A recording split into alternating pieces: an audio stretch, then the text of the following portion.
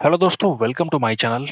दोस्तों, इस वीडियो में हम इस सीरीज को आगे बढ़ाएंगे। आप देख सकते हैं हम लोग एक सीरीज चला रहे हैं जिसमें आप देख सकते हैं कि सीजीएल एग्जाम 2024 टायर 1 का जो क्वेश्चंस पूछे गए थे उन सबको हम लोग सॉल्व कर रहे हैं। तो ये हमारा 8 जुलाई का शिफ्ट नंबर 2 का होगा।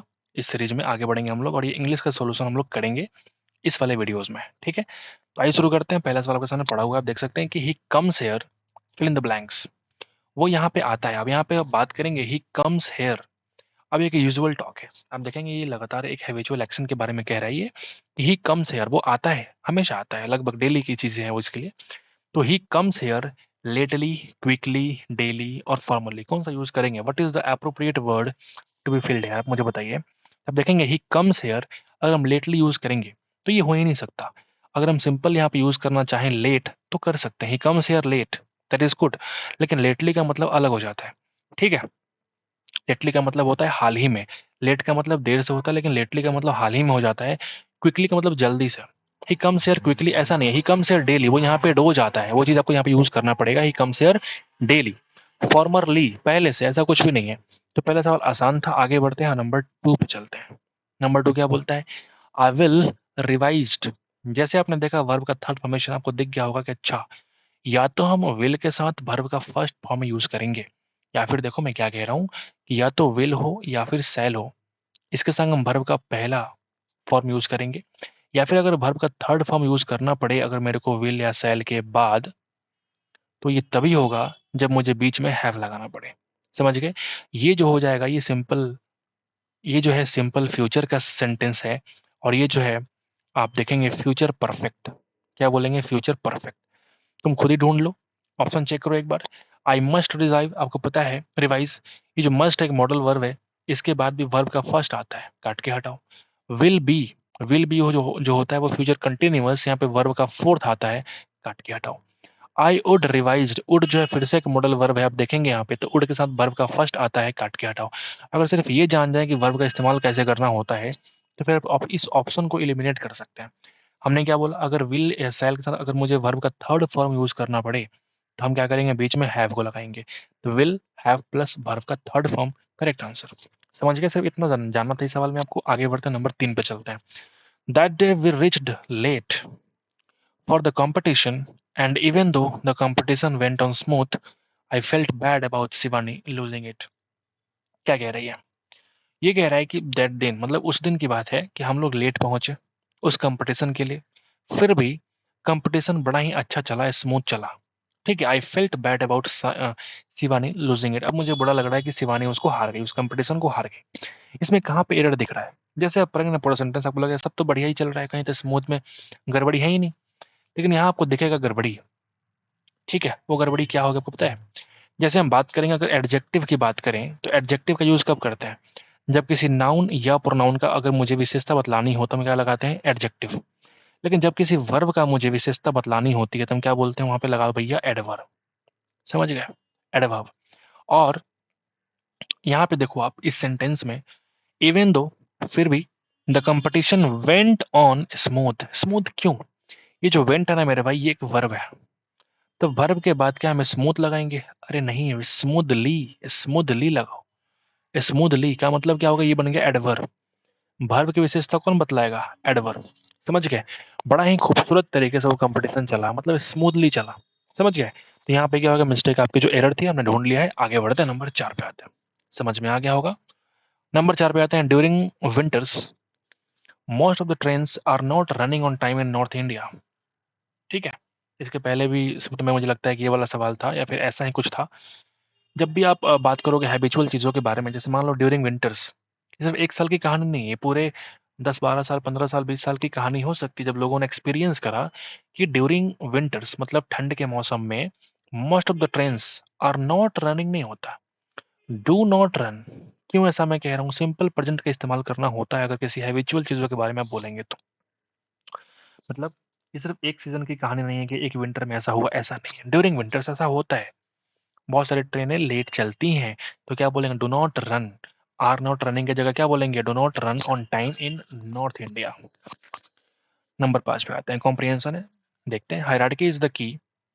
हायरार्की किसको बोलते हैं? पदानुक्रम। जैसे मान लो कोई डिफेंस वगैरह में जॉब कर रहा है तो तो ऊपर से लेकर नीचे तक जो पोस्टें होती है ना, दैट इज कॉल्ड हायरार्की, पदानुक्रम। ठीक है, पदानुक्रम। जैसे हमारे मान लो सीजीए वगैरह की बात करूँ अगर मैं, जिसमें मैं काम करता हूँ, आप देखेंगे जैसे सबसे ऊपर सीनियर अकाउंट्स ऑफिसर, इसके पहले हम बोल सकते हैं सीसीए होते हैं, फिर सीए होते हैं, फिर एसीए होते हैं, अगर सॉरी बीच में डीसीए भी होता है, फिर यहाँ पे सीनियर अकाउंट्स ऑफिसर होते हैं, फिर एडब्ल्यू होता है। इस तरीके से नीचे आते हैं, फिर अकाउंटेंट्स होते हैं, फिर एलडीसी होते हैं, फिर एमटीएस, इस तरीके से नीचे आता है। जो ऑल दी चीज़ें होती है ना, इसको बोलते हैं हम लोग, क्या बोलते हैं बताओ? इसी को बोलते हैं हम लोग हायरार्की। ठीक है? Hierarchy is the key in ensuring normal functioning of our increasingly fill in the blank society. ठीक है? हायरार्की एक ऐसा चीज़ है, जो हमारा जो कॉम्प्लेक्स सोसाइटी है ना, उसको आसान बनाने में नॉर्मल करता है। Is key in ensuring normal functioning of our increasingly, जो बढ़ता हुआ सोसाइटी हमारा कॉम्प्लेक्स तरीके से बढ़ रहा है, उसको आसान करने के लिए एक तरीका है, एक नॉर्मल फंक्शन करने के लिए एक इंश्योर करने की चीज़ें होती है। समझ के बाद तो यहाँ पे अगर तुम लगाओगे सिस्टमेटिक, सोसाइटी सिस्टमेटिक हो ही नहीं सकता। हर किसी की अपनी अपनी बात है, सोसाइटी कभी सिस्टमेटिक तो हो ही नहीं सकता। और अगर ऐसा कुछ है तो एक बड़ा ही रेयर चीज़ें होंगी, आप देखोगे लाइफ में। हर कम्युनिटी, हर सोसाइटी के अंदर 50 तरह के लोग हैं, 100 तरह के लोग हैं, जो कि मैं कम से कम बता रहा हूँ। ठीक है? हर सबका विचार अलग है, सबका सोच अलग है, तो वो एक बड़ा ही कॉम्प्लेक्स बन जाता है। तो ईज़ी हम बोलेंगे ही नहीं, फाइन हम बोलेंगे ही नहीं। कुछ लोग सोच सकते हैं कि सर इससे सिस्टमैटिक होगा, ऐसा कभी नहीं होगा। सिस्टमैटिक सोसाइटी नहीं होता है। तो क्या बोलेंगे, इंक्रीजिंगली कॉम्प्लेक्स सोसाइटी हमारा, उसके लिए काम करता है हायरार्की। ठीक है? There is an enormous society, एक बड़ा ही there is an enormous variety, मैं वही जो कह रहा था, of industries, professional branches, specialisations as well as a great fill in the blanks of other domains of human activity और इंटरेस्ट। वही कह रहा है कि सोसाइटी के अंदर क्या होता है, इनॉर्मस, बहुत बड़ा वैरायटी है इंडस्ट्रीज का, प्रोफेशनल ब्रांचेस का। ठीक है? और अलग अलग डोमेन के ह्यूमन एक्टिविटी और इंटरेस्ट वाले लोग भी रहते हैं। क्या बोलेंगे, अगला वर्ड देखते हैं, फिल इन द ब्लैंक्स में क्या भर सकते हैं ऑप्शन के अनुसार, देखो जरा। ठीक है? तो वहां बोलेंगे as well as a great worry, क्या ये चिंता की बात है? वरी की बातें नहीं हो रही है, यूनिफॉर्मिटी की बात नहीं करेंगे। यहाँ पे हम क्या कह रहे हैं कि अगर हम, जिसके पास इनॉर्मस वैरायटी है, डिफरेंट डिफरेंट चीज़ों की बात अगर हो रही है, तो डिफरेंट चीज़ों में यहाँ पे यूनिफॉर्मिटी कैसे आ सकती है, एक समानता कैसे आ सकती है, एक समानता कैसे आ सकती है, आप मुझे बताओ। नहीं आ सकती ना। उसके लिए क्या आएगा, डाइवर्सिटी आएगा, विभिन्नताएं आएंगी। समझ गए? डिफिकल्टी, कठिनाई की बातें नहीं हो रही है यहाँ पे, क्या हो रही है कि किसी समाज के अंदर बहुत सारे वैरायटी होते हैं, डाइवर्सिटीज होते हैं, वो चीज़ यहाँ पे देखने को मिल रही है। तभी जाकर के सोसाइटी कम्प्लेक्स बन जाता है। आगे बढ़े, आगे बढ़ते हैं। बढ़िया। ठीक है? सो competence here is valued and opinion influence have an important role to play. In fact, leadership evolves as a necessity almost in any realm of human activity या thinking. वही कह रहा है कि अगर इस तरह की चीज़ों में अगर कोई एक नेता बन के सामने नहीं आएगा, मतलब यहाँ पे जो लीडरशिप क्वालिटी है वो इवॉल्व होती है, एक बहुत ही जरूरी बन जाती है, almost in any realm of human activity या थिंकिंग। समझ गए? फिर in the blanks where more people are involve, जहाँ पे ज़्यादा लोग इन्वॉल्व होते हैं। मतलब ये खासकर उन जगह की बात कर रहा है जहाँ पे लोग ज़्यादा इन्वॉल्व होते हैं। ठीक है? तो ओनली जगह नहीं है। ओनली का मतलब जब भी ये सेंटेंस आता है ना, ओनली, तो ये एक एक्सट्रीम कीवर्ड है। आपने देखा होगा, परमार सर हमने पढ़ाई हो, कितनी बार जीके लोगों ने पढ़ा होगा, हमने भी बहुत चीज़ें पढ़ी थी जब मैंने क्रैक किया था। तो परमार सर ने ये वर्ड दिखाया था, एक्सट्रीम कीवर्ड्स जो होता है वो कभी भी करेक्ट होने की संभावना नहीं रखता है। ये एक्सट्रीम कीवर्ड है, ओनली। सिर्फ उसी जगह पे जहाँ लोग इन्वॉल्व होते हैं ऐसा नहीं है। स्पेशली बोल सकते हैं कि स्पेशली उस जगह पे जहाँ पे लोग इन्वॉल्व होते हैं। Specially word is important. Specially word यहाँ पे फिल इन द ब्लैंक्स में आएगा, खास करके उस जगह पे जहाँ पे लोग इन्वॉल्व होते हैं। इजिली नहीं, ओनली नहीं। और टैक्टफुली का मतलब, ये तो वर्ड आना ही नहीं है। टैक्टफुली का मतलब होता है चतुराई से। क्या यहाँ पे कोई इसकी बात हो रही है क्या? बिल्कुल नहीं। Option number 1 is the correct answer. आगे बढ़ेंगे। ज्यादा ऊपर भाग गए क्या? होल्ड करिए बस। हाँ ठीक है, आ गया। 7 के बाद हम आ चुके हैं भैया 8 नंबर सवाल पे। ठीक है? ओके। 10, इसलिए it is not hard, fill in the blanks, why even in academic institutions throughout the US and worldwide, students are given leadership essay assignments. ठीक है? इसीलिए कह रहा है कि इट इज नॉट हार्ड। शायद यही कारण है कि जहां जहां लोग इन्वॉल्व होते हैं, हमें क्या करना पड़ता है, हमें वहां पे एक लीडरशिप को इन्वॉल्व, सॉरी, इवॉल्व करना होता है, मतलब उसको जागृत करना पड़ता है, नेसेसिटी मतलब जरूरी तरीके से, almost in every realm of human activity में। शायद इसीलिए ये मुश्किल नहीं होगा इस बात को मानने के लिए कि यहाँ तक कि एकेडमिक इंस्टीट्यूशन में भी, चाहे वो यूएस की बात कर लो, चाहे तुम वर्ल्ड वाइड की बात कर लो, स्टूडेंट्स को दिए जाते हैं इससे लिखने के लिए, किस पे, लीडरशिप पे। समझ गए? तो इट इज नॉट हार्ड इसको मानने के लिए, मतलब एक्सेप्टिंग। पॉलिशिंग वर्ड यहाँ पे क्यों आएगा? किसी को तलवा चाटना नहीं है किसी का, मतलब पॉलिश करना नहीं है कि हाँ ये अलग वर्ड है, ये वर्ड अलग है। रिजेक्टिंग करने की बात यहाँ पे नहीं हो रही, it is hard accepting. It is so thus it's sorry, thus it is not hard accepting। जब भी दो वर्ब आए ना एक साथ, ये तो वैसे ही वर्ब नहीं है, तो ये मुश्किल नहीं होगा इस बात को एक्सेप्ट करने के लिए कि यही कारण है कि एकेडमिक संस्थाओं में, यहाँ तक कि यूएस में और वर्ल्ड वाइड में भी, बच्चों को बोले जाते हैं कि भैया तुम जाओ इसे लिखो इस वाले टॉपिक पे। समझ गए बात? क्लियर है? ये बढ़िया सवाल था। ठीक है, आगे बढ़ते हैं, नंबर 5 पे आते हैं। ठीक है, इस कॉम्प्रिहेंशन का पांचवा सवाल क्या कह रहा है, देखो जरा। Most students will take on leadership roles with various degrees of responsibility and impact in their lives। ठीक है, hence इसलिए becoming familiar with typical challenges, हमें familiar कैसे दिखा, क्योंकि यहाँ पे जब with आ गया ना प्रीपोजिशन, तो ये वर्ड familiar के साथ ही आएगा, स्ट्रेंज वर्ड यहाँ पे आएगा ही नहीं। ठीक है, शायद यही कारण है कि बच्चे जो होते हैं वो फेमिलियर हो जाते हैं इस तरह के टिपिकल चैलेंजेस को फेस करने के लिए, सॉल्यूशंस को फेस करने के लिए, और जो स्किल रिक्वायर होती है इस तरह की चीज़ों में, उसको जोड़ी मिल जाती है इन चीज़ों में।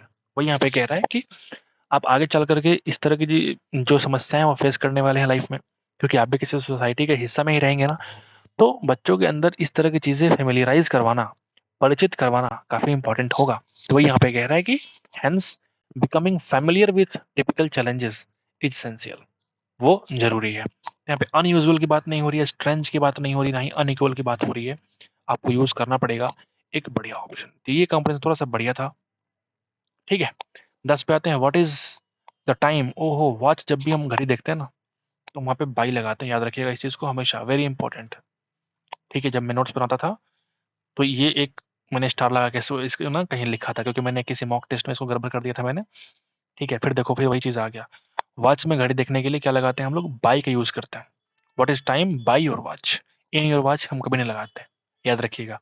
अगर इस ऑप्शन में मान लो इनटू ना देकर के मान लो यहाँ पे इन दिया होता ना, तो 50% बच्चे इन लगाते और गलती कर देते। ठीक है, तो ये एक्सेप्शन है, आपकी किस्मत काफी अच्छी है कि यहाँ पे इन ऑप्शन में था ही नहीं। ठीक है, तो क्या लगाएंगे? बाई लगाएंगे। Which of the following idioms means going to sleep? इसका मतलब होता है हिट द सैक, सोने चला जाना, that is called going to slip.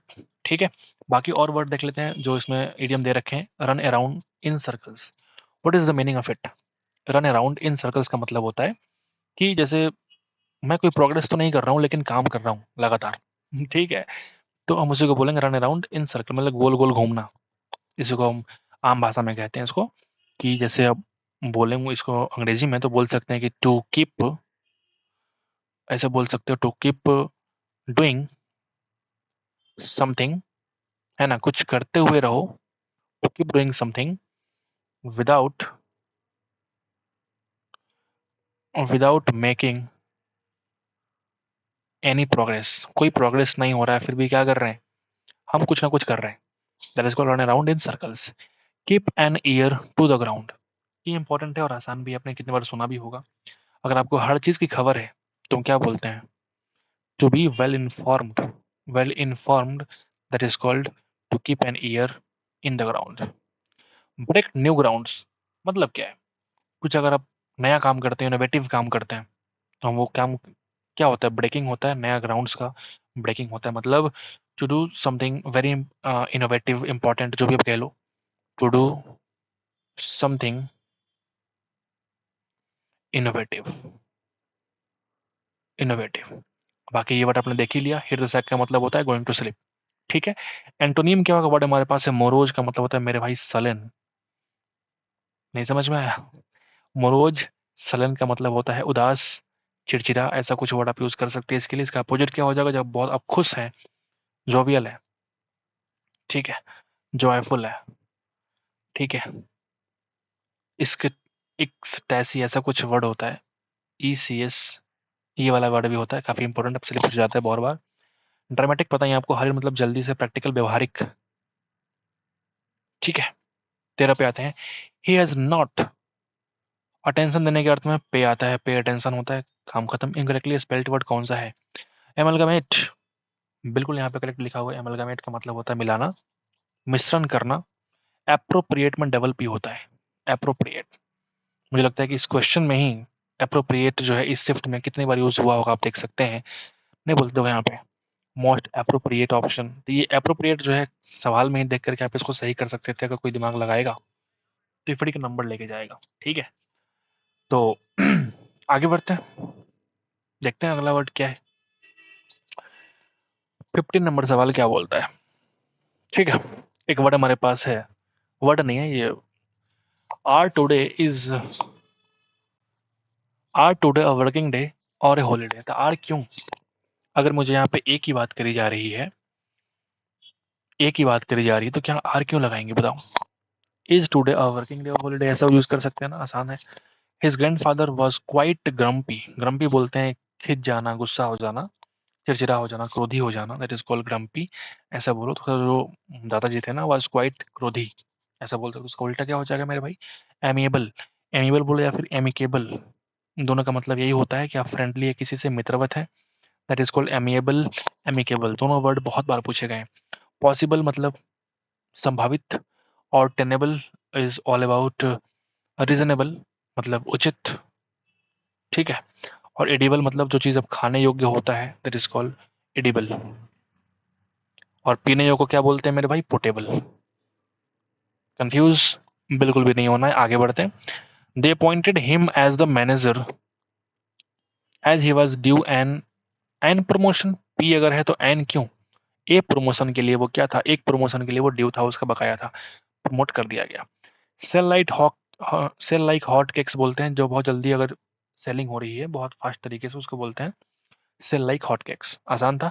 It is very cheap to display wealth by donning gaudy dresses, gaudy बोलते हैं गॉडी, सॉडी, है ना, इस सब का मतलब होता है दिखावा करना, एक्सपोज करना, मतलब एक्सपोज मतलब मैंने गलत वर्ड यूज कर लिया, मतलब दिखावटी चीजों को बोलते हैं गॉडी, सॉडी, भड़काऊ चीजें। तो उसका उल्टा क्या हो जाएगा? जो बड़ा ही सोबर है, बड़ा ही नम्र है, ठीक है, शांत संयमी के लिए यूज करते हैं किसको? सोबर को।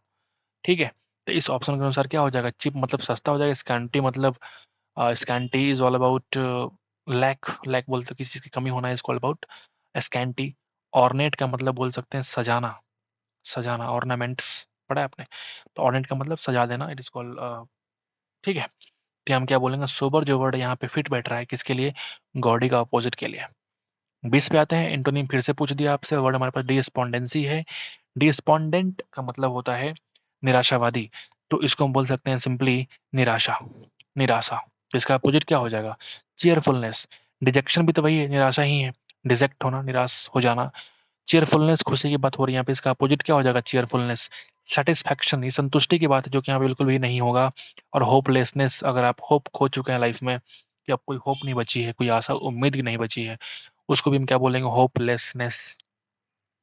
ठीक है, तो ये वर्ड भी कहीं ना कहीं निराशा से जुड़ रहा है, लेकिन एसएससी ने इसको करेक्ट आंसर माना है। अच्छा अच्छा, माफ कीजिए, माफ कीजिए, बिल्कुल ठीक है, इसको भी हम कह सकते हैं, अगर उम्मीद नहीं है किसी चीज का मतलब ये भी निराशा के रूप में लेके जा रहा है। तो ये हम भूल गए थे कि ये साइनोनिम नहीं बल्कि एंटोनिम पूछ रहा है, option number 2 is the correct answer होगा। ठीक है, द हम्बल पीपल, हम्बल का मतलब बड़ा ही नम्र इंसान जो होता है, विनम्र इंसान, उसका उल्टा क्या हो जाएगा? प्राउड, घमंडी इंसान। स्टर्डी का मतलब क्या होता है? स्टर्डी किसको बोलते हैं? स्टडी बोलते हैं कोई मतलब बहुत ज़्यादा प्रबल है, तगड़ा, तगड़ा हो जाना, ठीक है, प्रबल होना कोई चीज़, तो इसको स्टडी। ठीक है, वो जो पढ़ते हो ना, स्लो एंड स्टीडी होता है, वो स्टडी नहीं होता, स्लो एंड स्टीडी, इसका मतलब लगातार। समझ गए? कंफ्यूज नहीं होना है। कैपिटलिस्ट मतलब पूंजीवादी, करप्ट मतलब भ्रष्ट। नंबर 22 पे आते हैं, इनकरेक्टली स्पेल्ड वर्ड कौन सा होगा? स्क्यू। एक वर्ड हमारे पास स्क्यूड है, स्क्यूड का मतलब भी होता है, मान लो ये ईडी जो है वर्ब का थर्ड फॉर्मेट है, स्क्यू जो वर्ड है इसका मतलब होता है तिरछी नजर से देखना, तिरछी नजर से देखना is all about skew. Apparent किसको बोलते हैं? एपरेंट बोलते हैं मान लो कोई चीज़ स्पष्ट तरीके से कोई चीज़ लिखा हुआ है, दैट इज़ कॉल्ड एपरेंट, या फिर बोल सकते हैं इसको प्रत्यक्ष एपरेंट। ठीक है? क्रिएटर और एग्रेसिव जो वर्ड यहाँ पे है, इसमें स्पेलिंग आपको मिस्टेक दिख रहा होगा, ए डबल जी होता है आई थिंक एग्रेसिव। ठीक है? एग्रेसिव मतलब आक्रामक हो जाना। सी डेवलपिंग, ओहो! किस तरह का वर्ड है ये? आइदर अगर सी के बाद तुम कोई डायरेक्टली वर्ब चाहते हो, तो या तो सिंपल प्रेज़ेंट कर लो या फिर सिंपल पास्ट कर लो। सिंपल प्रेज़ेंट का ऑप्शन तो है ही नहीं, मतलब मुझे यहाँ पे रिक्वायरमेंट तो है गलती की, मतलब ये जो ऑप्शन है इसको हटा देंगे हम। ठीक है? ठीक है?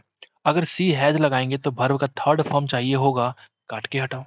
अगर हैज़ बीन डेवलपिंग होगा, तो ये लंबे समय से चला आ रहा होगा, तो इस वर्ड में मुझे कहीं न कहीं सिंस और फॉर लिखा होगा, जो कि यहाँ पे नहीं है, तो काट के हटाओ। एक ही बच गया हमारे पास, developed, simple past. She developed a remarkable resistance to cold and altitude. समझ गए? समझ गए भाई? आसान, मुश्किल बिल्कुल भी नहीं बोलेंगे इसको, आगे बढ़ते हैं। The setting sun turned the, ये जो वर्ड हमारे पास काम है, मतलब शांत हो जाना, और शांत को ये बोलते हैं प्लेसिड। और ये देखो वही वर्ड यहाँ पे पूछ रहा है आपसे, इसका सिनोनिम पूछ रहा है, वर्ड क्या हो जाएगा? प्लेसिड, शांत हो जाना। ठीक है? फर्टिव मतलब क्या हो जाता है? बेकार। फर्टिव बोलते हैं, सॉरी माफ कीजिएगा, माफ कीजिए, माफ कीजिए, फर्टिव का मतलब बोल सकते हैं इसको गुप्त। कोई चीज अगर मान लो गुप्त तरीके से कोई काम करते हैं ना, कोई चीज नहीं बोलते हिडन है, इसके लिए एक स्पेशल वर्ड आता है बड़ा ही फेमस, क्लैंडस्टाइन। बहुत बार पूछा है क्लैंडस्टाइन। क्लैंडस्टाइन में क्या करता है कि एल वाई जोड़ देता है, क्लैंडस्टाइनली मतलब गुप्त तरीके से। ये वर्ड बहुत इंपॉर्टेंट है, इसको मार्क कर लो। स्कैटर्ड का मतलब होता है तितर बितर हो जाना, बिछड़ जाना। और ये जो वोलाटाइल है, मतलब जो वोलाटाइल है, मतलब जो स्थिर नहीं है, चेंजेबल बोल सकते हैं इसको। चेंजेबल मतलब परिवर्तनशील। ठीक है? ही जस्ट जेलस मतलब जलन की भावना रखने वाला, इनवियस ईर्ष्या से भरपूर। क्या हो जाएगा सिनोनिम इसका? इनवियस। स्पाइटफुल का मतलब घृणात्मक, सस्पिशियस संदेहवादी, और ग्रीडी का मतलब लालची। क्या ये सारे वर्ड समझ में आ गया? तो उम्मीद करते हैं कि सब पसंद आया होगा आपको इसका सॉल्यूशन। तो एक बार लाइक कर दीजिएगा हमारी इस वीडियो को अगर आपको अच्छा लगे तो। कुछ फीडबैक देना चाहते हैं, कुछ कहना चाहते हैं कमेंट बॉक्स में, तो कह सकते हैं कि हाँ सर बढ़िया था, अच्छा था, या फिर और कुछ फीडबैक में देना चाहते हैं कि हाँ सर कुछ और आप इम्प्रूव कर सकते हैं, आप वो भी लिख सकते हैं कमेंट बॉक्स में, ताकि थोड़ा मुझे अच्छा लगे और मैं और आपके लिए बढ़िया काम कर पाऊँ। मिलते हैं आपसे अगली वीडियो में। Thank you so much guys for watching the video.